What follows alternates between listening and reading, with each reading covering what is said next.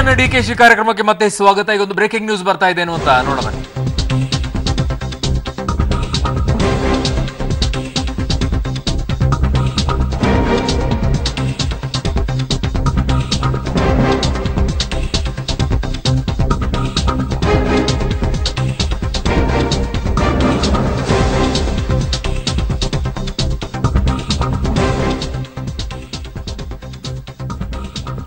ಬೆಳಗ್ಗೆ ಅಷ್ಟೇ ಮಾಹಿತಿ ಬರ್ತಾ ಇತ್ತು. ಮೈಸೂರಿನ ಇಟ್ಟಿಗೆಗೂಡಿನಲ್ಲಿ ಅವರ ಅತ್ತೆ ಮನೆ ಇದೆ. ಡಿಕೆ ಶಿವಕುಮಾರ್ ಅವರ ಅತ್ತೆ ಮನೆ ಅಂದ್ರೆ ಅವರ ಪತ್ನಿ ಉಷಾ ಅವರ ತಾಯಿಯ ಮನೆಯಲ್ಲಿರೋದು. ಅವರ ತಂದೆಯನ್ನ ಈಗ ರಹಸ್ಯವಾಗಿ ಕರೆದೊಯ್ದಿದ್ದಾರೆ ಅನ್ನೋ ಮಾಹಿತಿ ಸಿಗ್ತಾ ಇದೆ. ತಿಮ್ಮಯ್ಯ ಅವರನ್ನ ಈಗ ಕರ್ಕೊಂಡು ಹೋಗ್ತಾ ಇದ್ದಾರೆ ವಾಹನದಲ್ಲಿ ಐಟಿ ಅಧಿಕಾರಿಗಳು ಅನ್ನೋ ಮಾಹಿತಿ ಸಿಗ್ತಾ ಇದೆ. ರಹಸ್ಯ ಸ್ಥಳಕ್ಕೆ ಎಲ್ಲಿ ಏನು ಅನ್ನೋದು ಗೊತ್ತಿಲ್ಲ. ಆದ್ರೆ ಸದ್ಯಕ್ಕಂತೂ ಆ ದೃಶ್ಯಾವಳಿಗಳನ್ನ ನೋಡ್ತಾ ಇದ್ರೆ ಇದು ಮೈಸೂರಿನ ಇಟ್ಟಿಗೆಗೂಡಿನಲ್ಲಿರುವಂತಹ ಡಿಕೆ ಶಿವಕುಮಾರ್ ಅವರ ಅತ್ತಿಗೆಯ ಮನೆ ಅನ್ನೋ ಮಾಹಿತಿ ಈಗ ಸಿಗ್ತಾ ಇದೆ. ಅತ್ತೆ ಮನೆ.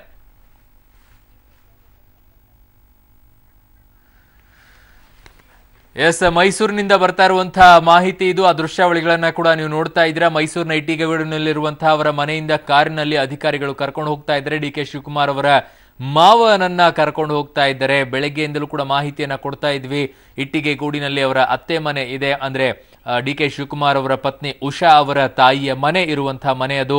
ಅದರಲ್ಲಿ ಒಂದು 6 ಜನ ಅಧಿಕಾರಿಗಳು ಬರ್ತಾರೆ. 2 ತಂಡದಲ್ಲಿ ಆಗಮಿಸಿ ಅದು ಕೂಡ ಖಾಸಗಿ ವಾಹನದಲ್ಲಿ ಬಂದು ಅಲ್ಲಿ ನೇರವಾಗಿ ದಾಳಿಯನ್ನ ನಡೆಸ್ತಾರೆ. ದಾಳಿ ಸಂದರ್ಭದಲ್ಲಿ ಬಹಳಷ್ಟು ದಾಖಲೆಗಳನ್ನ ತಗೊಂಡಿದ್ದಾರೆ ಅನ್ನೋ ಮಾಹಿತಿಯನ್ನ ಕೂಡ ನೀಡ್ತಾ ಇದ್ರು. ಅದಾದ ನಂತರ ಈಗ ಅವರ ಮಾವನನ್ನ ರಹಸ್ಯ ಸ್ಥಳಕ್ಕೆ ಅಧಿಕಾರಿಗಳು ಕರೆದೊಯ್ದಿದ್ದಾರೆ ಅನ್ನೋ ಮಾಹಿತಿ ಸಿಗ್ತಾ ಇದೆ. ಇದು ಮೈಸೂರಿನ ಇಟ್ಟಿಗೆಗೂಡಿನಲ್ಲಿರುವಂತಹ ಅವರ ನಿವಾಸ. ಆ ನಿವಾಸದ ಬಳಿ ಇರುವಂತಹ ನಿವಾಸದಿಂದ ಅವರ ಮಾವನನ್ನ ಈಗ ರಹಸ್ಯ ಸ್ಥಳಕ್ಕೆ ಅಧಿಕಾರಿಗಳು ಕರೆದುಕೊಂಡು ಹೋಗಿದ್ದಾರೆ. ಆ ದೃಶ್ಯಾವಳಿಗಳನ್ನ ಕೂಡ ನೀವು ನೋಡ್ತಾ ಇದ್ದೀರಾ.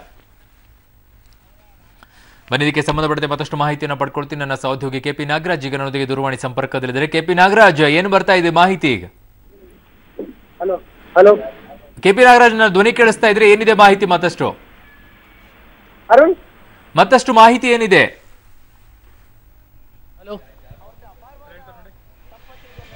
ಕೆಪಿ ನಾಗರಾಜ್, ನನ್ನ ಧ್ವನಿ ಕೇಳಿಸ್ತಾ ಇದೆಯಾ?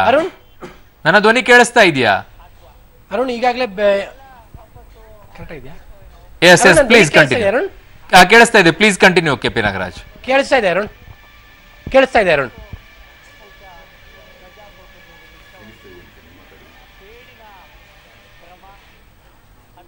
ಅರುಣ್, ಈಗಾಗಲೇ ಏನು ಮೈಸೂರಿನ ಇಟ್ಟಿಗೆಗೂಡಿನಲ್ಲಿರುವಂತಹ ಡಿ ಕೆ ಶಿವಕುಮಾರ್ ಅವರ ಅತ್ತೆ ಮನೆ ಮೇಲೆ ಈಗಾಗಲೇ ಐಟಿ ಅಧಿಕಾರಿಗಳು ದಾಳಿ ನಡೆಸಿರುವಂತದ್ದು. ಬೆಳಿಗ್ಗೆಯಿಂದಲೂ ಕೂಡ ದಾಳಿ ನಡೆಸಿದಂತಹ ಅಧಿಕಾರಿಗಳು ಈಗ ತಾನೇ ಡಿ ಕೆ ಶಿವಕುಮಾರ್ ಅವರ ಮಾವ ಆಗಿರುವಂತಹ ತಿಮ್ಮಯ್ಯ ಅವರನ್ನ ಈಗಾಗಲೇ ಏನು ಕಾರಿನಲ್ಲಿ ಕರ್ಕೊಂಡು ಹೋಗಿರುವಂತಹದ್ದು. ನಮಗೆ ಇರುವಂತಹ ಖಚಿತ ಮಾಹಿತಿಗಳ ಪ್ರಕಾರವಾಗಿ ಏನು ಮೈಸೂರಿನ ಭಾಗದ ಬೇರೆ ಸ್ಥಳಗಳಲ್ಲಿರುವಂತಹ ಆಸ್ತಿಗಳ ಪರಿಶೀಲನೆ ಹಿನ್ನೆಲೆಯಲ್ಲಿ ತಿಮ್ಮಯ್ಯ ಅವರನ್ನ ಕಾರಿನಲ್ಲಿ ಕರ್ಕೊಂಡು ಹೋಗಿದ್ದಾರೆ ಅಧಿಕಾರಿಗಳು ಅನ್ನುವಂತಹದ್ದು ನಮಗೆ ಇರುವಂತಹ ಮಾಹಿತಿ. ಈಗಾಗಲೇ ಬೆಳಿಗ್ಗೆಯಿಂದಲೂ ಕೂಡ ಅಧಿಕಾರಿಗಳು ಈ ಮನೆಯಲ್ಲಿ ಎಲ್ಲ ರೀತಿಯಾದಂತಹ ಕಡತಗಳ ಪರಿಶೀಲನೆಯನ್ನ ನಡೆಸಿದ್ರು. ಒಟ್ಟು 2 ತಂಡಗಳು ಈ ಮನೆಯಲ್ಲಿ ದಾಳಿ ಮಾಡಿದಂತಹದ್ದು. ಒಂದು ತಂಡ ಮನೆಯ ಒಳಭಾಗದಲ್ಲಿ ಕೆಲವು ದಾಖಲೆಗಳನ್ನ ಪರಿಶೀಲನೆ ಮಾಡಿತು. ತದನಂತರದಲ್ಲಿ ಮತ್ತೊಂದು ತಂಡ ಮೈಸೂರಿನ ವಿವಿಧ ಭಾಗಗಳಲ್ಲಿರುವಂತಹ ಡಿ ಕೆ ಶಿವಕುಮಾರ್ ಅವರ ಸಂಬಂಧಿಗಳ ಮನೆಯಲ್ಲೂ ಕೂಡ ಹೋಗಿ ದಾಖಲೆಗಳನ್ನ ತೆಗೆದುಕೊಂಡು ಬಂದಿತ್ತು. ಅಂತಿಮವಾಗಿ ಈಗ ತಾನೇ ಏನೋ ಈ ಮನೆಯಲ್ಲಿದ್ದಂತಹ ಡಿ ಕೆ ಶಿವಕುಮಾರ್ ಅವರ ಮಾವ ತಿಮ್ಮಯ್ಯ ಅವರನ್ನ ಕಾರಿನಲ್ಲಿ ಐಟಿ ಅಧಿಕಾರಿಗಳು ಕರ್ಕೊಂಡು ಹೋಗಿರುವಂತಹದ್ದು. ಬಹುತೇಕ ಮೈಸೂರಿನ ಬೇರೆ ಬೇರೆ ಭಾಗಗಳಲ್ಲಿ ಡಿ ಕೆ ಶಿವಕುಮಾರ್ ಅವರಿಗೆ ಸಂಬಂಧಪಟ್ಟಂತಹ ಆಸ್ತಿಗಳ ಪರಿಶೀಲನೆ ಹಿನ್ನೆಲೆಯಲ್ಲಿನೇ ಅವರನ್ನ ಕಾರಿನಲ್ಲಿ ಕರ್ಕೊಂಡು ಹೋಗಿಲ್ಲ ಆಗಿದೆ ಅನ್ನುವಂತಹ ಮಾಹಿತಿಗಳು ಈಗ ಲಭ್ಯವಾಗಿದ್ದಾವೆ. ಅರುಣ್, ಏನಾದ್ರೂ ದಾಖಲೆಗಳನ್ನ ವಶಪಡಿಸಿಕೊಂಡಿದ್ರೆ ಅಥವಾ ಏನಾದ್ರೂ ಆಸ್ತಿಗಳನ್ನ ಸಿಕ್ಕಿದೆಯಾ? ಏನಾದ್ರೂ ಮಾಹಿತಿಗಳು ಸಿಗ್ತಾ ಇದೆ ಕೆಪಿ ನಾಗರಾಜ್? ಅರುಣ್, ಆ ಬಗ್ಗೆ ಯಾವುದೇ ರೀತಿಯಂತಹ ಖಚಿತ ಮಾಹಿತಿಗಳಿಲ್ಲ. ಆದ್ರೆ ಬೆಳಿಗ್ಗೆ 7 ಗಂಟೆಯಿಂದನೂ ಶುರುವಾಗಿರುವಂತಹ ಈ ದಾಳಿ ಈಗ ತಾನೇ ಅಂದ್ರೆ ಈ ಕ್ಷಣಕ್ಕೆ ಮುಗ್ದಿದೆ ಅನ್ನೋ ರೀತಿಯಲ್ಲಿ ಕಾಣ್ತಾ ಇದೆ. ಯಾಕಂದ್ರೆ ಬಂದಂತಹ 2 ತಂಡದ ಅಧಿಕಾರಿಗಳು ಈಗ ಹೊರಗಡೆ ಹೋಗಿರುವಂತಹದ್ದು. ಹಾಗಾಗಿ ಮನೆಯಲ್ಲಿ ಸಿಕ್ಕಿರುವಂತಹ ದಾಖಲೆಗಳನ್ನ ಎಲ್ಲದನ್ನು ಕೂಡ ಐಟಿ ಅಧಿಕಾರಿಗಳು ತೆಗೆದುಕೊಂಡು ಅವರ ಜೊತೆಯಲ್ಲೇ ಅವರ ಡಿ ಕೆ ಶಿವಕುಮಾರ್ ಅವರ ಮಾವನನ್ನು ಕೂಡ ಕರ್ಕೊಂಡು ಹೋಗಿರುವಂತಹ ಕಾರಣಕ್ಕೋಸ್ಕರವಾಗಿ ಈ ದಾಳಿ ಈಗ ಮುಗಿದಿದೆಯಾ ಅಥವಾ ಇನ್ನೂ ಕೂಡ ಪ್ರೊಸೆಸ್ ಅಲ್ಲಿ ಇದೆಯಾ ಅನ್ನುವಂತಹದ್ದು ಕೂಡ ಪ್ರಶ್ನೆ ಇದೆ.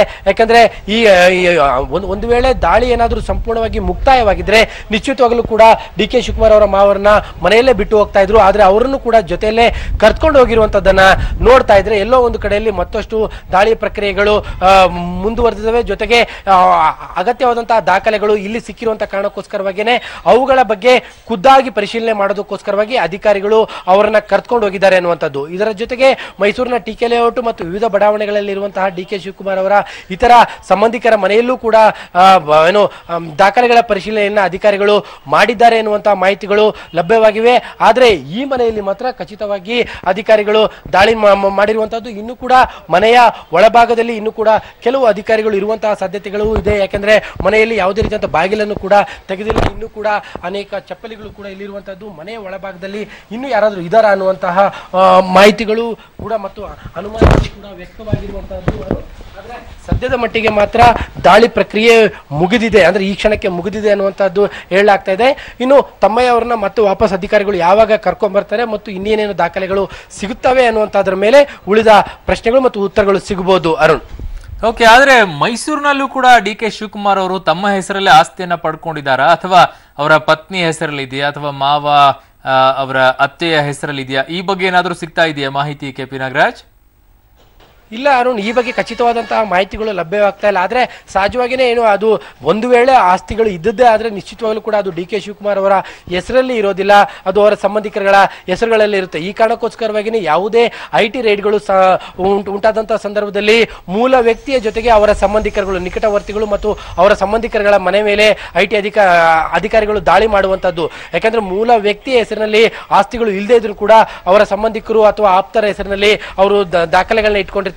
ಈ ಮನೆಯ ಯಜಮಾನರ ಆದಾಯ ಮತ್ತು ಇವರ ಬಳಿ ಇರುವಂತಹ ಆಸ್ತಿಗಳೇನು ಅನ್ನುವಂಥದ್ದರ ಪರಿಶೀಲನೆಯನ್ನ ಮಾಡಿಬಿಟ್ರೆ ಅಂತಿಮವಾಗಿ ಸ್ಪಷ್ಟವಾಗುತ್ತೆ ಡಿ.ಕೆ. ಶಿವಕುಮಾರ್ ಅವರ ಒಟ್ಟಾರೆ ಆಸ್ತಿಗೂ ಮತ್ತು ಇವರಿಗೂ ಏನು ಸಂಬಂಧಗಳಿದಾವೆ ಅನ್ನುವಂಥದ್ದು. ಜೊತೆಗೆ ಅದು ಇವರೇ ಸಂಪಾದಿಸಿರುವಂತಹ ಆಸ್ತಿಯ ಅಥವಾ ಬೇರೆ ಅನ್ನುವಂಥದ್ದರ ತುಲನೆ ಮಾಡೋದ್ರ ದೃಷ್ಟಿಯಿಂದಲೂ ಕೂಡ ಸರಿ ಹೋಗುತ್ತೆ. ಆ ಕಾರಣಕ್ಕೋಸ್ಕರವಾಗಿಯೇ ತಮ್ಮಯ್ಯ ಅವರನ್ನ ಏನು ಡಿ.ಕೆ. ಶಿವಕುಮಾರ್ ಅವರ ಮಾವರನ್ನ ಈಗಾಗಲೇ ಮೈಸೂರಿನ ಹೊರಭಾಗಕ್ಕೆ IT ಅಧಿಕಾರಿಗಳು ಕರ್ಕೊಂಡು ಹೋಗಿರುವಂತದ್ದು. ಯಾಕಂದ್ರೆ ವಿಚಾರಣೆಯನ್ನ ಗೌಪ್ಯವಾಗಿ ವಿಚಾರಣೆ ಇಲ್ಲಿಯವರೆಗೂ ನಡೀತಾ ಇದ್ದಂಥದ್ದೇ ಗೌಪ್ಯವಾಗಿ, ಅಂದ್ರೆ ಆ ವಿಚಾರಣೆಯನ್ನ ಮನೆಯಲ್ಲೇ ನಡೆಸಬಹುದಿತ್ತು.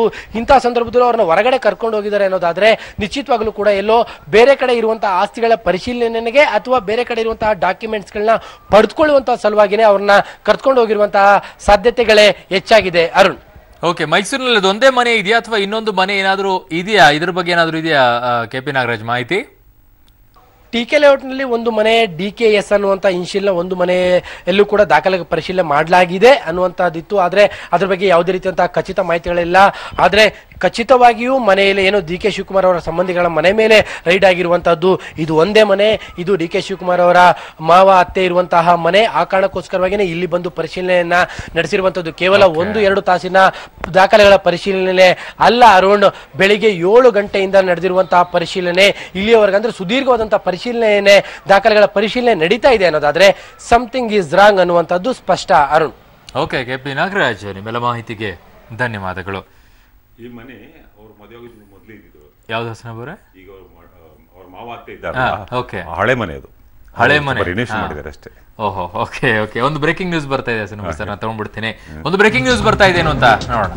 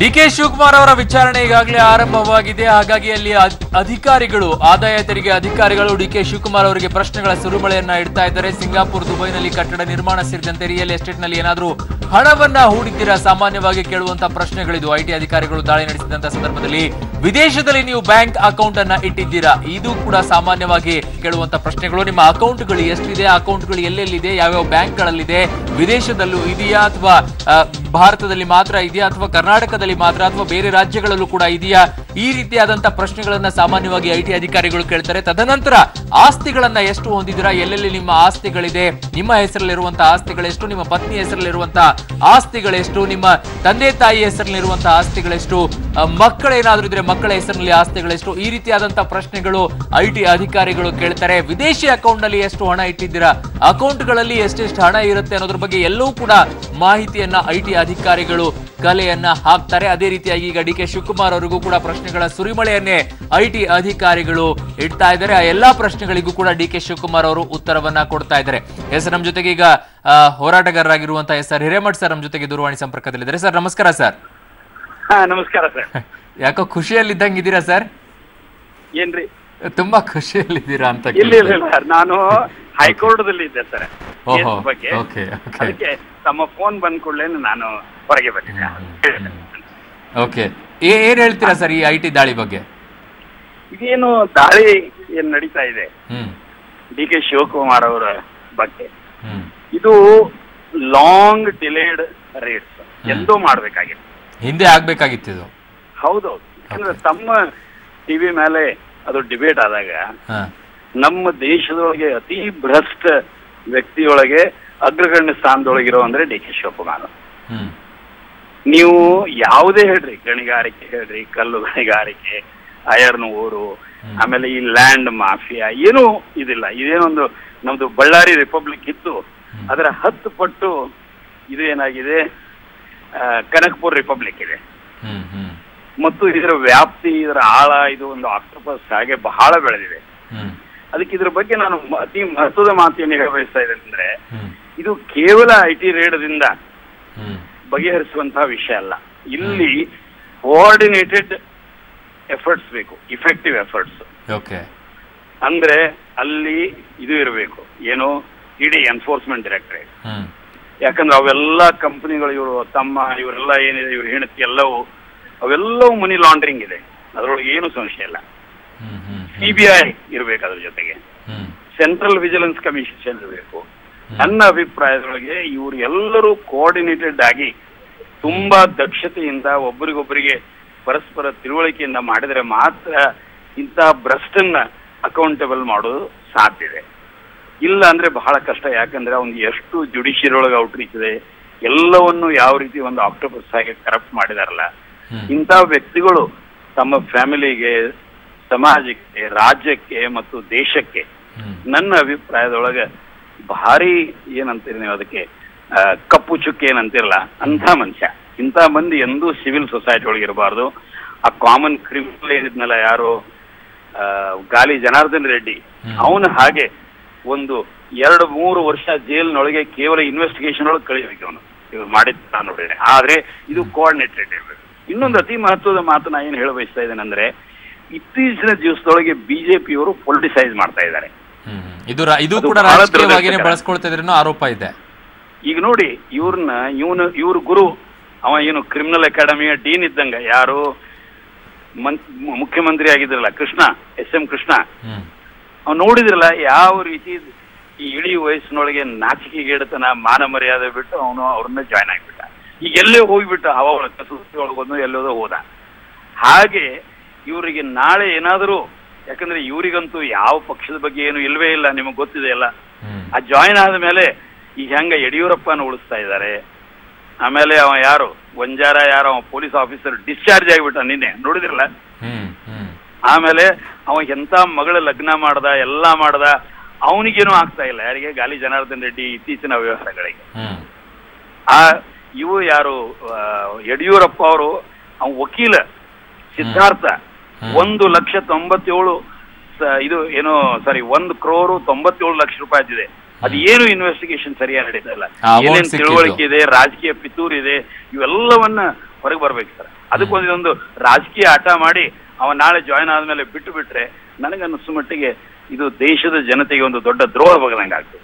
ಅದು ರಾಜಕೀಯವಾಗಿ ಬರೀ ಕಾಂಗ್ರೆಸ್ ಮೇಲೆ ಟಾರ್ಗೆಟ್ ಮಾಡೋ ರೀತಿಯಲ್ಲಿ ಕಾಣಿಸ್ತಾ ಇದೆ. ಆರೋಪವನ್ನ ಕಾಂಗ್ರೆಸ್ ಕೂಡ ಮಾಡ್ತಾ ಇದೆ ಸರ್. ಅದಕ್ಕೆ ನಾನೇನು ತಮಗೆ ಹೇಳ್ತಾ ಇದ್ದೇನೆ ಅಂದ್ರೆ, ಇದ್ರದ್ದು ನಿಜವಾಗ್ಲೂ ಪರಿಣಾಮಕಾರಿ ಆಗ್ಬೇಕಾಯ್ತಂದ್ರೆ ಈ ಬ್ಲ್ಯಾಕ್ ಮನಿ ಬಗ್ಗೆ ಇವ್ರ ಸರ್ಕಾರ ಬಂದ ನಂತರ ಒಂದು ಆರ್ಡರ್ ಹೊಂದಿಸಿದ್ದಾರೆ. ಇವರ ಫೈನಾನ್ಸ್ ಸೆಕ್ರೆಟರಿ ಏನದಲ್ಲ ಅವನು ಮೆಂಬರ್ ಸೆಕ್ರೆಟರಿ ಆಗಿದ್ದಾನೆ. ಅದಕ್ಕೆ ಸ್ಪೆಷಲ್ ಇನ್ವೆಸ್ಟಿಗೇಷನ್ ಟೀಮ್ ಅಂತಾರೆ. ಜಸ್ಟಿಸ್ MB ಶಹಾ ಅವರು, ಅರಿಜಿತ್ ಪಸಾಯತ್ ಇಬ್ರು ಚೇರ್ಮನ್ ವೈಸ್ ಚೇರ್ಮನ್ ಇದ್ದಾರೆ. ಅದರೊಳಗೆ CBI ಇದೆ, ಅದರೊಳಗೆ ಎನ್ಫೋರ್ಸ್ಮೆಂಟ್ ಡೈರೆಕ್ಟರೇಟ್ ಇದೆ, ಅದರೊಳಗೆ IT ಇದಾರೆ, ಎಲ್ಲ ಏಜೆನ್ಸಿಗಳಿವೆ. ನನ್ನ ಅಭಿಪ್ರಾಯದೊಳಗೆ ಆ ಜುಡಿಷಿಯರ್ ಏನೊಂದು ಸೂಪರ್ವಿಷನ್ ಒಳಗೆ ಇದು ಆಗಿಬಿಡ್ತಂದ್ರೆ ಅವಾಗ ದೇಶದ ಜನತೆ ಏನಾಗ್ತದೆ, ಇವರು ನಿಜವಾಗಲೂ ಭ್ರಷ್ಟರನ್ನ ಹಿಡಿಲಿಕ್ಕೆ ಹೊಂಟಿದ್ದಾರೆ. ಒಂದು ನಿಷ್ಪಕ್ಷಪಾತವಾಗಿ ಆರ್ಟಿಕಲ್ 14 ಬಗ್ಗೆ ಎಲ್ಲರನ್ನ ಸಮಾನವಾಗಿ ಕಾಣ್ತಾ ಇದ್ದಾರೆ. ಅದನ್ನು ಕಾಣಲೇಬೇಕು ಒಬ್ಬ ಪ್ರಧಾನಮಂತ್ರಿ. ಎಲ್ಲೂ ಪ್ರೂವ್ ಆಗಿಲ್ಲ DK ಶಿವಕುಮಾರ್ ಅವರ ಮೇಲೆ ಅನ್ನೋದು ಕೂಡ ವಾದ. ಈಗ ಹೊರಗ ಸೂರ್ಯ ಚಂದ್ರ ಹ್ಯಾಂಗಿದಾನೆ ಅಂತ ಕೇಳಿದ್ರೆ ಇನ್ನೇನ್ ಪ್ರೂವ್ ಆಗ್ಬೇಕು ಸರ್? ಅಲ್ಲ, ಇದು ನಾವು ಪ್ರತಿಯೊಂದು ಅಂಶದನ್ನ ಇದು ಮಾಡಿ 10.9 ಏನಿದೆಲ್ಲ ಲ್ಯಾಕ್ ಮೆಟ್ರಿಕ್ ಟನ್ ಅವ ಹೊಡೆದಿದ್ದಾನೆ. ಅವ ಏನೇನು ಮಾಡೋದು ಎಲ್ಲರೂ ಮಾಡಿದಾನೆ ಕಳ್ಳ. ಅವನಿಗೆ ನೀವು ಪ್ರೂಫ್ ಇಲ್ಲ ಅಂದ್ರೆ ಮತ್ತೆ ಯಾರಿ? ಅವು ಈ ಮಾಲ್ಗಳನ್ನ ಹೋಗಿ ನೋಡ್ರಿ, ಓರಿಯಾವನ್ ಎಲ್ಲ ಕಡೆಗೆ, ಶೋಭಾ ಕನ್ಸ್ಟ್ರಕ್ಷನ್ ನೋಡ್ರಿ. ಪ್ರೂವ್ ಆಗುದಂದ್ರೆ ಏನು? ಇಲ್ಲಿ ಪ್ರೂವ್ ಲ್ಯಾಕ್ ಆಫ್ ಎವಿಡೆನ್ಸ್ ಪ್ರಶ್ನೆ ಇಲ್ಲ, ಇಲ್ಲಿ ಇಚ್ಛಾಶಕ್ತಿಯ ಕೊರತೆ ಇದೆ. ನಮ್ಮ ಸರ್ಕಾರದೊಳಗಿದೆ, ಕೇಂದ್ರ ಸರ್ಕಾರದಲ್ಲಿದೆ, ಏಜೆನ್ಸಿ ಒಳಗಿದೆ, ಸಮಾಜದಲ್ಲೂ ಕೂಡ ಭ್ರಷ್ಟರನ್ನ ಏನೊಂದು ಗೌರವ ರೀತಿಯಿಂದ ನೋಡ್ಕೊಳ್ತಾರೆ. ಅಟ್ಲೀಸ್ಟ್ ಮೇಲ್ನೋಟಕ್ಕೆ ಅದು ಹೋಗ್ಬೇಕು ಆಟಿಟ್ಯೂಡ್. ಇದು ಒಂದು ಗಂಭೀರ ಸಮಸ್ಯೆ ಇದೆ ವ್ಯಾಪಕವಾಗಿ. ಹಿರೇಮಠ ಅವರೇ, ನಾನು ಹಸನಬ್ಬ ಮಾತಾಡ್ತಾ ಇದ್ದೀನಿ. ಹೇಳಿ ಸರ್. ಅಲ್ಲ, ನನಗೆ ತಮ್ಮ ಬಗ್ಗೆ ಬಹಳ ಗೌರವ ಇದೆ, ಆದ್ರೆ ನಿಮ್ಮ ಮಾತುಗಳು ಯಾಕೋ ನನಗೆ ಹಿಡಿಸ್ಲಿಲ್ಲ. ನೀವು ಯಾವುದೇ ರೀತಿಯ ಒಂದು ಆಧಾರವೂ ಇಲ್ಲದೆ ಸುಮ್ಮನೆ ಒಂದು ಆಪಾದನೆ ಬಂದಾಕ್ಷಣ ಅವರ ಕಳ್ಳ, ಅವನ ಅಂಥವನು ಇಂಥವನು ಅಂತ ಏಕವಚನದಲ್ಲಿ ಮಾಡೋದು ನಿಮ್ಗೆ ಶೋಭಿತದ? ನಿಮ್ಮ ಬಗ್ಗೆ ನಾವು ಏನಾದ್ರು ಕಂಡುಹಿಡಿಬಹುದು, ಪರಿಶೋಧನೆ ಮಾಡಿದ್ರೆ ನಿಮ್ಮ ಮೇಲೂ ಏನಾದ್ರು ಒಂದು ಆರೋಪ ಮಾಡ್ಲಿಕ್ಕೆ ಆಗೋಲ್ಲ. ಇಲ್ಲಿ ನೋಡಿ ಸರ್, ಅವರು ರೇಡ್ ಆದದ್ರ ಬಗ್ಗೆ ನನ್ನ ಪ್ರತಿಕ್ರಿಯೆ ಕೇಳ್ಯಾರ.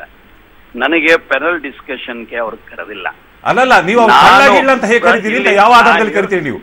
ಅದು ನೀವು ಆಪಾದನೆ ಮಾಡಿದ ತಕ್ಷಣ ಪ್ರೂವಾಗುವವರೆಗೆ ಯಾರು ಕೂಡ ಒಬ್ಬ ಇವನ್ ಕ್ರಿಮಿನಲ್ ಮೇಲೆ ಆರೋಪ ಬಂದ್ರು ಕೂಡ ಅದು ಜಡ್ಜ್ ತೀರ್ಮಾನ ಮಾಡೋದನ್ನ ಅವ್ರು ನಿರಪರಾಧಿನೇ. ನೀವು ಹೇಗೆ ಜಡ್ಜ್ಮೆಂಟ್ ಕೊಡ್ತೀರಿ? ಆರೋಪವನ್ನು ನಿರ್ಣಯ ಮಾಡೋದು ನಾನು ನಿಮ್ಮನ್ನ ನೀನೆ ಅಂತ ಕರೆದು ಹೇಗಾಗ್ಬೋದು? ನೀವು ಕಳ್ಳ ಅಂತ ಹೇಳಿ ನಾನು ಹೇಳಿದ್ರೆ ಹೇಗಾಗ್ಬೋದು? ನೀವೇ ಮಾತಾಡ್ಬೇಕು, ಬೇರೆಯವ್ರು ಮಾತಾಡ್ಲಿಕ್ಕೆ ಕೊಡ್ತಿರೋ? ಹೇಳಿ ಹೇಳಿ, ಸ್ವಲ್ಪ ಸರಿಯಾಗಿ ಕೇಳ್ಕೊಳ್ಳಿ. ನಿಮ್ಮಿಂದ ನಾನು ಕಾಯ್ದೆ ಕಲಿಬೇಕಾಗಿಲ್ಲ, ಮೊದಲು ನಿಮ್ಮಿಂದ ನಾನು ಕಲಿಬೇಕಾಗಿಲ್ಲ, ಆದ್ರೆ ಈ ತರ ಮಾಡೋದು ಶೋಭೆ ತರೋದಿಲ್ಲ ಅಂತ ಹೇಳಿದೆ ನಾನು ಅಷ್ಟೇ. ವ್ಯವಸ್ಥಿತವಾಗಿ ಅವರು ಆಂಕರ್ ಅವ್ರಿಗೆ ಹೇಳ್ತೀನಿ, ಈ ರೀತಿ ಏನದಲ್ಲ, ಇದು ಯಾವ ಸಿಚುವೇಶನ್ ಇರ್ತದೆ, ನನಗೊಂದು ಪ್ರತಿಕ್ರಿಯೆ ಕೇಳಿದ್ರಿ ಇವತ್ತು ರೇಡ್ ಬಗ್ಗೆ, ನಾನು ಅವ್ರಿಗೆ ಕೊಡ್ತಾ ಇದ್ದೇನೆ. Let this go back to anchor. ದಯವಿಟ್ಟು ನೀವು ಇಂಥ ವ್ಯಕ್ತಿಗಳಿಗೆ ಆ ಒಂದು ಡಿಬೇಟ್ಗೆ, ಆ ಒಂದು ಚರ್ಚೆಗೆ ಘನತೆ ಗೌರವದಿಂದ ಸಾಕ್ಷಿ ಆಧಾರಗಳ ಮೇಲೆ ಮಾತಾಡೋದು ಇದ್ದಾಗ ಮಾತ್ರ ಕರೀರಿ. ಇಂಥವ್ರು ಶಿವಪೂಜೆ ಒಳಗೆ ನಡುವ ಕರಡಿ ಬಂದಂಗ್ ಮಾಡಿ ಇಂಥ ಭ್ರಷ್ಟರನ್ನ ಸಂರಕ್ಷಣೆ ಮಾಡ್ಲಿಕ್ಕೆ ಮತ್ತು ಇದು ಮಾಡ್ಲಿಕ್ಕೆ ನಡೆದಿದಾರಲ್ಲ, ಪ್ಲೀಸ್ ಡೋಂಟ್ ಕಾಲ್ ಸಚ್ ಅವ್ರ ನಾಯಕರ ಬಗ್ಗೆ ಏಕವಚನದಲ್ಲಿ ಮಾತಾಡಿದ್ರಲ್ಲ ಸರ್, ಅದಕ್ಕೆ ಏಕವಚನ ಅಲ್ಲ, ಕಳ್ಳರು ಕಳ್ಳ ಅಂತಾರೆ. ಅದೇನ್ ದೊಡ್ಡ ಏಕವಚನ ಆಯ್ತು? ಏನ್ ಏಕವಚನ ಆಯ್ತು ಅದರಲ್ಲಿ? ಯಾವಾಗ್ಲೂ ಗೌರವದಿಂದ ಮಾತಾಡಿದ್ದೇನೆ. ಅವನು ಅಂತ ಹೇಳೋದು ಮತ್ತೆ ಬಹುವಚನ ಆಗುತ್ತಾ? ಯಾವ ಡಿಕ್ಷನರಿ ಇಲ್ಲ. ಈ ವ್ಯಕ್ತಿನ ನೀವು ದಯವಿಟ್ಟು ಇದು ಮಾಡಿ ಆಂಕರು, ಇಲ್ಲ ಅಂದ್ರೆ ನೆಕ್ಸ್ಟ್ ಟೈಮು ನೀವು ಹೇಳಿ ಟರ್ಮ್ಸ್ ಆಫ್ ರೆಫರೆನ್ಸ್ ಮಾಡಿ ನನಗೆ ಫೋನ್ ಮಾಡಿ. ಇಂಥ ವ್ಯಕ್ತಿ ಕರ್ನಾಟಕದೊಳಗಿದ್ದು ಈ ರೀತಿ ಮಾತಾಡ್ತಾ ಇದ್ದಾರೆ ಅಂದ್ರೆ ಇದು ದೊಡ್ಡ ಅವಮಾನ ಕರ್ನಾಟಕದ ಸಾತ್ವಿಕ ಶಕ್ತಿಗಳಿಗೆ. ಓಕೆ, SR ಹಿರೇಮಠ ಅವರು ಫೋನೇ ಕಟ್ ಮಾಡಿದ್ರು ಅಂತ ಕಾಣಿಸುತ್ತೆ. ಹಸನಬ್ಬ ಸರ್, ಅಲ್ಲ, ಇದು ಚರ್ಚೆ ಮಾಡ್ಲಿ ಏನಾದ್ರು ಹೇಳಿ. ಒಬ್ಬ ವ್ಯಕ್ತಿ ಬಗ್ಗೆ ಅದು ಆಪಾದನೆ ಅದು ಪ್ರೂವ್ ಆದ್ರೂ ಕೂಡ, ಒಬ್ಬ ಕ್ರಿಮಿನಲ್ ಆದ್ರೂ ಕೂಡ ಈ ತರ ಏಕವಚನದಲ್ಲಿ ಕಳ್ಳ ಗಿಳ್ಳ ಅಂತೆಲ್ಲ ಸಾರ್ವಜನಿಕ ಹೇಳಿಕೆ ಯಾರಿಗೂ ಅಧಿಕಾರ ಇಲ್ಲ. ಏನ್ ಪ್ರೂವ್ ಆಗಿದೆ? ಏನ್ ಕದ್ದಿದ್ದಾರೆ ಅಂತ ಪ್ರೂವ್ ಆಗಿದೆ? ಎಲ್ಲಿ ಶಿಕ್ಷೆ ಆಗಿದೆ ಅವರಿಗೆ? ಏನ್ ಮಾತಾಡ್ತಾರೋ? ಅವರೇ ಆಪಾದನೆ ಮಾಡೋರು, ಅವರೇ ವಕೀಲರು, ಅವರೇ ಜಡ್ಜ್ಮೆಂಟ್ ಕೊಡೋರು, ಎಲ್ಲ ಅವರೇ. ಕೇಸ್ಗಳನ್ನ ಹ್ಯಾಂಡಲ್ ಮಾಡಿದ್ದಾರೆ, ಗೊತ್ತಿರೋದಕ್ಕೆ ಅವರು ಮಾತಾಡ್ತಾ ಇದ್ರು. ಗಣಿಗಾರಿಕೆ ಅವ್ರು ತೀರ್ಪು ಕೊಡ್ಲಿಕ್ಕೆ ಆಗಲ್ಲ ಸರ್. ಕರೆಕ್ಟ್, ತೀರ್ಪು ಯಾರು ಕೊಡೋಕ್ಕೂ ಮಾಡಕ್ಕಾಗಲ್ಲ. ಕೇಸ್ ಮಾಡಿ ಅಲ್ಲಿಂದ ಕೋರ್ಟಲ್ಲಿ ಪ್ರೂವ್ ಮಾಡಿಸ್ಲಿ ಅವರು. ಕಳ್ಳ ಅದೇ ಜೈಲಿಗೆ ಹೋಗ್ಲಿ ಶಿವಕುಮಾರ್, ನನ್ಗೇನಾಗಬೇಕಾಗಿದೆ? ಒಂದು ಬ್ರೇಕಿಂಗ್ ನ್ಯೂಸ್ ಬರ್ತಾ ಇದೇನು ಅಂತ ನೋಡ ಬನ್ನಿ.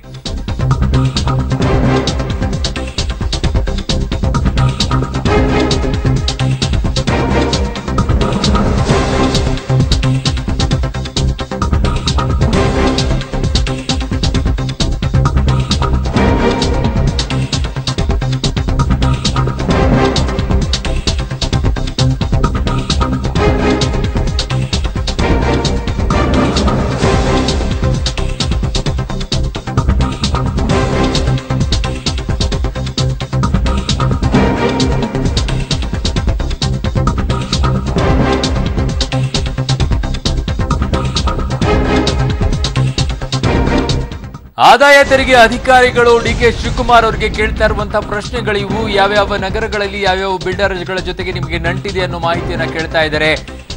ಇನ್ನೊಂದು ಕಡೆ ಕೇಳ್ತಾ ಇರೋದು ಎಲ್ಲೆಲ್ಲಿ ಮಾಲ್ಗಳು ಅಪಾರ್ಟ್ಮೆಂಟ್ಗಳನ್ನ ನಿರ್ಮಿಸಿದ್ದೀರಾ ನೀವು ಅನ್ನೋ ಮಾಹಿತಿಯನ್ನ ಕೂಡ ಕೇಳ್ತಾ ಇದ್ರೆ. ಕೇವಲ ಬೆಂಗಳೂರು ಅಷ್ಟೇನಾ ಅಥವಾ ಬೆಂಗಳೂರನ್ನ ಬಿಟ್ಟು ಬೇರೆ ನಗರಗಳಲ್ಲೂ ಕೂಡ ನಿಮ್ಮ ಮಾಲ್ಗಳು ಕಟ್ಟಡಗಳು ಇದೆಯಾ ಅಂತ ಹೇಳಿ ಸಾಮಾನ್ಯವಾಗಿ ಐಟಿ ಅಧಿಕಾರಿಗಳು ಕೇಳುವಂತಹ ಪ್ರಶ್ನೆಗಳೇ ಇದು. ಮಾಲ್ಗಳು ಮತ್ತೆ ದೊಡ್ಡ ದೊಡ್ಡ ಉದ್ಯಮಿಗಳಿದ್ದಾಗ ಮಾಲ್ಗಳು ಕಟ್ಟಡಗಳನ್ನ ಕೇಳ್ತಾರೆ. ಉಳಿದಂತ ಸಾಮಾನ್ಯವಾಗಿ ಕೇಳೋದು ಮನೆಗಳು ಎಲ್ಲಿ, ನಿಮ್ಮ ಆಸ್ತಿಗಳು ಎಷ್ಟು, ಇದೆಲ್ಲವೂ ಕೂಡ ಕೇಳ್ತಾರೆ. ಅದೇ ರೀತಿಯಾಗಿ ಈಗ ಡಿಕೆ ಶಿವಕುಮಾರ್ ಅವರಿಗೂ ಕೂಡ ಹಲವಾರು ಪ್ರಶ್ನೆಗಳನ್ನ ಇಡ್ತಾ ಇದ್ದಾರೆ. ಪ್ರಶ್ನೆಗಳಿಗೆ ಡಿಕೆ ಶಿವಕುಮಾರ್ ಅವರು ಉತ್ತರವನ್ನ ಕೊಡ್ತಾ ಇದ್ದಾರೆ.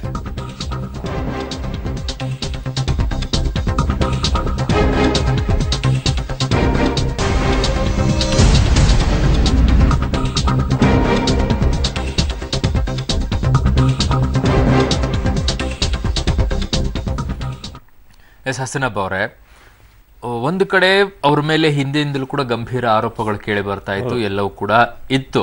ಖಂಡಿತ ಒಪ್ಕೊಳ್ತೀನಿ. ಹಿಂದೆ ಆಗ್ಲಾರದು ಈಗ ಯಾಕೆ ಅನ್ನೋದು ಕೇಳಿದಾಗ ನೀವು ಹೇಳ್ತಾ ಇರೋದು ಇದು ರಾಜಕೀಯ ಪ್ರೇರಿತ ಅಂತಾನೆ. ಹಾಗಿದ್ದಾಗ ಯಾಕೆ ಇಷ್ಟೆಲ್ಲವೂ ಕೂಡ ಕಾದ್ಕೊಂಡು ಕೂತ್ಕೊಳ್ಬೇಕಾಗಿತ್ತು? ಅಂದ್ರೆ ಈಗ 10 ಕೋಟಿ ಸಿಕ್ಕಿದೆ ಅಂತ ಹೇಳೋದು, ಅಲ್ಲಲ್ಲಿ ಆಸ್ತಿಗಳನ್ನ, ಅವೆಲ್ಲವೂ ಕೂಡ ಡಿಕ್ಲೇರೇಷನ್ ಇರುತ್ತೆ ಅಲ್ವಾ? ಖಂಡಿತವಾಗಿ. ಮತ್ತೆ ಯಾಕೆ ಅದ್ರ ಬಗ್ಗೆ ಗೊಂದಲಗಳು ಯಾಕೆ ಜನರಲ್ಲಿ? ಅಲ್ಲ, ನಾನು ಒಂದು ಕಡೆ ಹೆಂಗೆ ಅಂದ್ರೆ ಬಹಳಷ್ಟು ಜನರಲ್ಲಿ ಕೇಳೋದು, ಡಿ ಕೆ ಶಿವಕುಮಾರ್ ಅಂದ ತಕ್ಷಣ ಅವರೆಲ್ಲ ಭಯಂಕರ ಆಸ್ತಿ ಮಾಡಿ ಇಟ್ಕೊಂಡಿರಪ್ಪ, ಇದು ಜನಸಾಮಾನ್ಯರಲ್ಲಿ ಬಾರುವಂತ ಮಾತುಗಳು. ಯಾಕೆ ಈ ರೀತಿ ಇಲ್ಲ? ಏನಾಗ್ತಂದ್ರೆ ಈಗ ಡಿ ಕೆ ಶಿವಕುಮಾರ್ ತಗೊಳ್ಳೋಣ ನಾವು. ಈಗ ಅವರು ಏನೇ ಆಸ್ತಿ ಮಾಡಿದ್ರು ಕೂಡ ಅಕೌಂಟ್ಗೆ ಅದನ್ನ ಅಧಿಕೃತವಾಗಿ ಅವ್ರ ಇನ್ಕಮ್ ಟ್ಯಾಕ್ಸ್ ಮತ್ತು ಬೇರೆ ಎಲ್ಲಾ ರೀತಿಯಲ್ಲಿ ಅಕೌಂಟ್ ಕೊಟ್ರೆ ಮಾತ್ರ ಅದು ಉಳಿತದಷ್ಟೇ ಹೊರತು ಇಲ್ಲದೆ ಖಂಡಿತ ಉಳಿಯೋದಿಲ್ಲ. ಅವ್ರಿಗೆ ಗೊತ್ತಿಲ್ವ ಅದು? ಹೌದು. ಈ ಅಕ್ರಮ ಇದ್ರೆ ಸರ್ಕಾರ ಬಿಡ್ತದ, ಅದನ್ನ ವಶಪಡಿಸ್ಕೊಳ್ತಾರೆ, ಮುಟ್ಟುಗೋಲು ಹಾಕೊಳ್ತಾರೆ. ಅವ್ರಿಗೆ ಗೊತ್ತಿಲ್ವಾ? ಕಷ್ಟಪಟ್ಟು ಸರ್ಕಾರಕ್ಕೆ ಮುಟ್ಟುಗೋಲು ಹಾಕ್ಲಿಕ್ಕೆ ಅವ್ರು ಆಸ್ತಿ ಮಾಡ್ತಾರ? ಇದೆಲ್ಲದಕ್ಕೂ ದಾಖಲೆ ಕೊಟ್ಟೆ ಕೊಡ್ತಾರೆ ಅವರು. ಕೊಟ್ಟ ಮೇಲೆ ಏನಾಗುತ್ತೆ? ಈಗ ಸದ್ಯಕ್ಕೆ ತಾತ್ಕಾಲಿಕವಾಗಿ ಅವರಿಗೆ ಒಂದು ಸ್ವಲ್ಪ ಮಾನಸಿಕ ಕ್ಲೇಶ ಉಂಟಾಗಿ ಜನರಲ್ಲಿ ಈ ಮಾತುಗಳು ಯಾಕೆ ಬರುತ್ತೆ ಅಂತ ಸಾಮಾನ್ಯವಾಗಿ ನನ್ಗೆ ಮೊದಲನೇದಾಗಿ ಹೊಟ್ಟೆಗಿಚ್ಚು. ಅವನಿಗೆ ಅಷ್ಟೆಲ್ಲ ಆಸ್ತಿ ಮಾಡ್ತಾನಲ್ಲ, ನನಗಿಲ್ಲಲ್ಲ ಅಂತ ಹೇಳೋದು. ಈಗ ಎಲ್ಲರೂ ಅದಾನಿ ಅಂಬಾನಿ ಆಗ್ಲಿಕ್ಕೆ ಆಗೋದಿಲ್ಲ, ಎಲ್ಲರೂ ಡಿ ಕೆ ಶಿವಕುಮಾರ್ ಆಗ್ಲಿಕ್ಕೆ ಆಗೋದಿಲ್ಲ. ಮಾಡೋರೆಲ್ಲ ಮಾಡ್ತಾನೆ ಇದ್ದಾರೆ. ಇವ್ರದ್ದು ಬಹಿರಂಗವಾಗಿ ಗೊತ್ತಾಗ್ತದೆ ಅಷ್ಟೇ. ಸ್ವಲ್ಪ ಮಾತಲ್ಲಿ ಸ್ವಲ್ಪ ಹೇಳ್ಕೊಳ್ಳೋದು ಸ್ವಲ್ಪ ಜಾಸ್ತಿ. ಹಾಗಾಗಿ ಈಗ ಏನೂ ಮಾತಾಡದೆ ಸೈಲೆಂಟ್ ಆಗಿರುವಂತ ಎಷ್ಟೋ ರಾಜಕಾರಣಿಗಳ ಬಗ್ಗೆ ನನಗೆ ಗೊತ್ತಿದೆ. ದೇವನಹಳ್ಳಿಯಲ್ಲಿ 200 ಎಕರೆ ಜಮೀನು ಇಟ್ಕೊಂಡವ್ರು ಯಾರು ಅಂತಲೂ ನನಗೆ ಗೊತ್ತಿದೆ. ಹೇಳಿಕ್ಕಾಗಲ್ಲ ಯಾವ್ಯಾವ ಪಾರ್ಟಿ ಅವ್ರದ್ದು ಎಲ್ಲೆಲ್ಲಿ ಅಂತ ನಮಗೂ ಸ್ವಲ್ಪ ಸುಳಿ ಎಲ್ಲ ಬರ್ತದೆ ರಾಜಕಾರಣಿಗಳಿಗೆ. ನಾವೆಲ್ಲ ಬಹಿರಂಗವಾಗಿ ಹೇಳಿಕ್ಕಾಗಲ್ಲ. ಅವರ ಅದು ತಾಕತ್ತು, ಅವರ ಕೆಪಾಸಿಟಿ ನಮ್ಗೆ ಮಾಡ್ಲಿಕ್ಕೆ ಗೊತ್ತಿಲ್ಲ. ಆ ವಿದ್ಯೆ ನಮ್ಗೆ ಗೊತ್ತೂ ಇಲ್ಲ. ವ್ಯಾಪಾರ ಅಕ್ರಮವಾಗಿನೇ ಮಾಡೋದು. ಅಕ್ರಮವಾಗಿ ಅಲ್ಲ, ದುಡ್ಡು ಅಕ್ರಮವಾಗಿ ಮಾಡಿರ್ಬೋದು, ಆಸ್ತಿ ಅಕ್ರಮವಾಗಿ ಮಾಡೋದಿಲ್ಲ ಯಾರು. ಮಾಡೋದು ಅಕ್ರಮನೇ ಅಲ್ವಾ ಸರ್? ಬೇರೆ ಹೆಸರಲ್ಲಿ ಯಾವ ಸಂಬಂಧಿಕರ ಹೆಸರಲ್ಲೇ ಮಾಡ್ತಾರೆ, ಅದೇ ಅಕ್ರಮನೇ ಅಲ್ವಾ? ಅಕ್ರಮ ಏನು? ನಾಳೆ ಏನಾದ್ರು ಇವ್ರಿಗೆ ಏನಾದ್ರು ಹೆಚ್ಚು ಕಮ್ಮಿ ಆಗ್ಬಿಟ್ರೆ ಆ ಸಂಬಂಧಿಕರೇ ಸ್ವಂತ ಆಗ್ಬಿಡ್ತೆ, ಆಗ್ಲಿ ಬಡವ ಉದ್ದಾರ ಆಗ್ಲಿ. ಓಕೆ, ಇದಕ್ಕೆ ಸಂಬಂಧಪಟ್ಟಂತೆ ಮತ್ತೊಂದು ಬ್ರೇಕಿಂಗ್ ನ್ಯೂಸ್ ಬರ್ತಾ ಇದೇನು ಅಂತ ನೋಡೋಣ.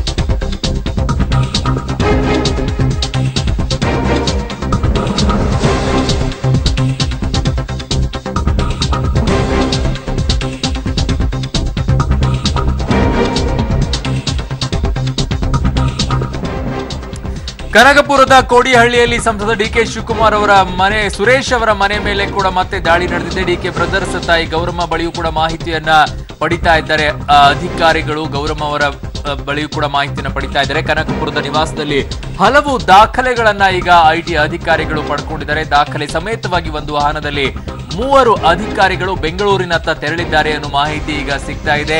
ಮತ್ತೆ 3 ಅಧಿಕಾರಿಗಳು ಇನ್ನೊಂದಿಷ್ಟು ದಾಖಲೆಗಳ ಪರಿಶೀಲನೆಯನ್ನ ಕನಕಪುರ ನಿವಾಸದಲ್ಲಿ ಮಾಡ್ತಾ ಇದ್ದಾರೆ ಅನ್ನೋ ಮಾಹಿತಿ ಸಿಗ್ತಾ ಇದೆ. ಇನ್ನೊಂದು ಕಡೆ ಡಿಕೆ ಶಿವಕುಮಾರ್ ಮತ್ತೆ ಡಿಕೆ ಸುರೇಶ್ ಅವರ ತಾಯಿ ಗೌರಮ್ಮ ಅವರಿಂದಲೂ ಕೂಡ ಬಹಳಷ್ಟು ವಿಚಾರಣೆಯನ್ನ ಮಾಡ್ತಾ ಇದ್ದಾರೆ ಅನ್ನೋ ಮಾಹಿತಿ ಈಗ ಕನಕಪುರದಿಂದ ಸಿಗ್ತಾ ಇರುವಂತದ್ದು.